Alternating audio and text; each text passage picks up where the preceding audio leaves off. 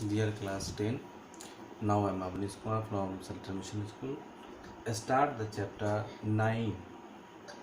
In this chapter, we have to discuss about the height and distance.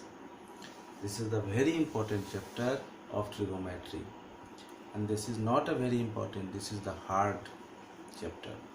यह एक hard chapter में से आता है. आई थिंक ये टोटल किताब में अगर माना जाए तो सबसे हार्ड चैप्टर यही है, इसलिए इसको अच्छे से समझना है.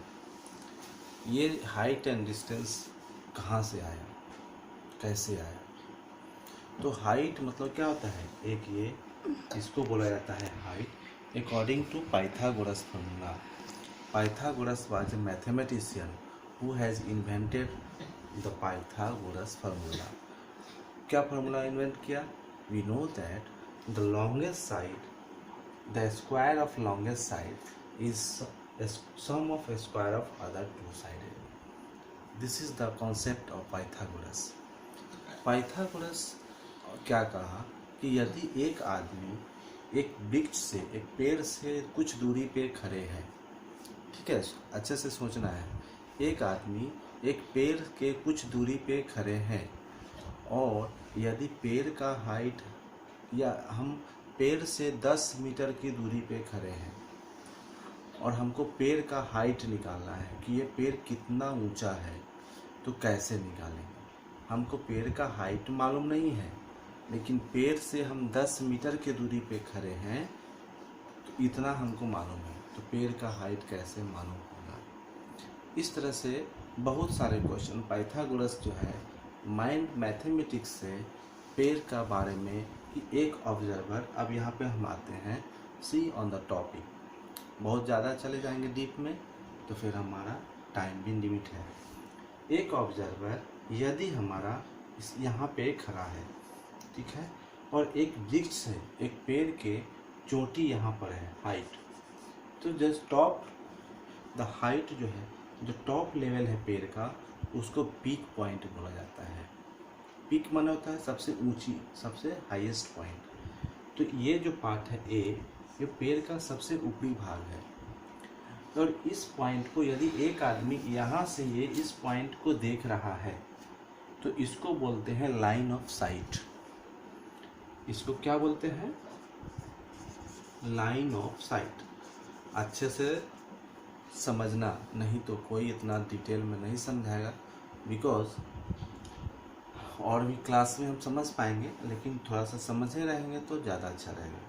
तो जिस ये लाइन जो कोई पॉइंट पे देख रहा है ऑब्जर्वर, ये यहाँ पे आदमी खड़ा है ग्राउंड पे और वो पेड़ के ऊपरी भाग को देख रहा है, यानी एंगल जो है यहाँ से इसको जो देख रहा है, इसको बोलेंगे हम लाइन ऑफ साइट. यानी जिस व्यू से इमेज को देख रहे हैं तो उसको हम लाइन ऑफ साइट बोलते हैं. कि मेरा जो आई का है साइट, साइट माने होता है आँख, ठीक है, जो मेरे आँख से जो ब्रिज का जो टॉप पोजीशन है उस पर मेरा लाइन जा रहा है. तो जो इमेज बनता है वो इमेज हमारा कितने डिग्री पे जा रहा है. तो एक आदमी जो यहाँ से पेड़ को ऊपरी भाग में देख रहा है वो 30 डिग्री के एंगल पे देख रहा है. सपोज दैट 30 डिग्री मान लेगा. वृक्ष हमेशा 90 डिग्री के पोजीशन में खड़ा है हॉरिजेंटली. तो यदि हॉरिजेंटली खड़ा है और यहाँ से हमको 30 डिग्री का एंगल पे देख रहा है, तो जब कोई ऑब्जर्वर ग्राउंड लेवल से टॉप के ऊपरी भाग को देखता है तो उसको बोला जाता है एंगल ऑफ एलिवेशन. ठीक है, समझते जाना. ये अगर भाग है और हम इसको ऊपरी भाग को देख रहे हैं, यहाँ से आदमी देख रहा है, ठीक है, ये ओ है और यहाँ पी है, यहाँ पर ए आदमी एक खड़ा है ए नाम का, और इसको पॉइंट को देख रहा है तो लाइन ऑफ साइट. और अगर हम इसको देख रहे हैं तो इसको बोलते हैं एंगल ऑफ, इसको जो जिस एंगल से ये देख रहा है इसको बोलते हैं एंगल ऑफ एलिवेशन. ठीक है.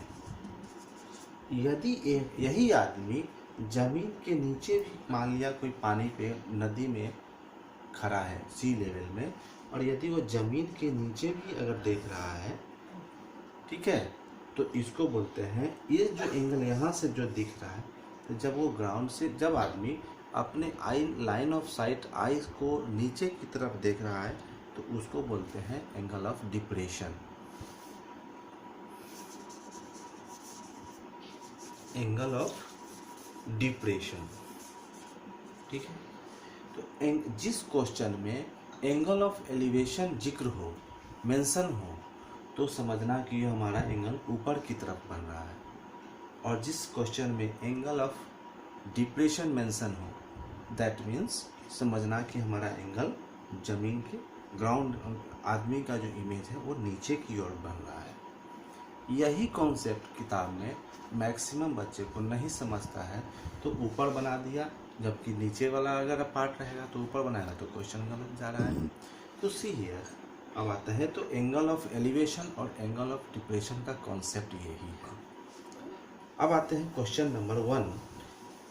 एक क्वेश्चन नंबर 1 में क्या कर रहा है कि हमारा एक पेड़ का दिया हुआ है, मेरे पास बुक नहीं है लेकिन मैंने पढ़ा है, और उसमें एक पेड़ को जो आदमी यहाँ से यहाँ देख रहा है, वो देख रहा है, तो यहाँ से वो जो डिस्टेंस है यहाँ से यहाँ तक के पोल को, वो 20 मीटर दिए हुए हैं इन फिगर। अब हम लोग को जानते हैं कि ये इस पार्ट को क्या बोला जाता है, हाइपोटेनस, ठीक है। और ये पार्ट को हमको निकालना क्या है, हाइट ऑफ पोल। ये पोल है, ए से बी को पोल का हाइट है, यही मालूम करना है।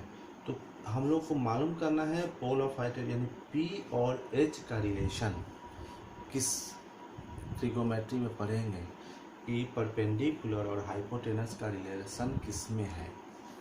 तो वी नो दैट जो गिवन है क्वेश्चन में उसको हम लिख देंगे। गिवन ए सी बराबर है 20 मीटर, और हमको जानते हैं कि in triangle, from triangle A B C, अब बी क्यों लिखे हम, क्या ट्रायंगल बी ए सी नहीं लिखा सकता है, क्या ट्रायंगल सी ए बी नहीं लिखा सकता है, नहीं। This is the concept here mathematics. ये गिवन ए बी सी, जो एंगल 90 डिग्री का होता है वो हमेशा हमको बीच में लिखा जाता है, ठीक है। अब आते हैं, तो वो क्या कह रहा है कि यानी हमको निकालना है हाइट ऑफ पोल। तो हाइट वाले पार्ट को हम, यानी ये जो परपेंडिकुलर है और हाइपोटेनस का रिलेशन किस में है, ए बी बाई ए सी का रिलेशन किससे है, साइन थीटा से। पी बाई एच हम लोग को मालूम है, तो साइन 30 डिग्री, थीटा क्या है 30 डिग्री। तो ए बी हमको मालूम नहीं है, तो ए बी को हम ए बी ही लिखेंगे, और ए सी हमको दिया हुआ है 20, और साइन 30 डिग्री का क्या होता है, साइन 30 डिग्री 1/2 होता है, राइट। अब ये ए बी बराबर हो जाएगा 1/2 मल्टीप्लाई 20 यानी 10, ये 10 मीटर आंसर हो गया। यानी ये पोल का हाइट 10 मीटर होगा। जब हमारा पोल से यहाँ जो आदमी खड़ा है उसकी दूरी 20 मीटर है, तो देखो केवल एंगल से हमारा निकल गया हाइट ऑफ पोल 10 मीटर। ऐसे ही कॉन्सेप्ट है, बना के देखना। If you have any problem आप क्वेश्चन सेंड कर सकते हैं क्लास 10 ग्रुप पे, ठीक है। और भी कॉन्सेप्ट है but next class. I think जो क्वेश्चन बने उसको होमवर्क में, चूँकि ये लास्ट चैप्टर है ट्रिगोमेट्री का, होमवर्क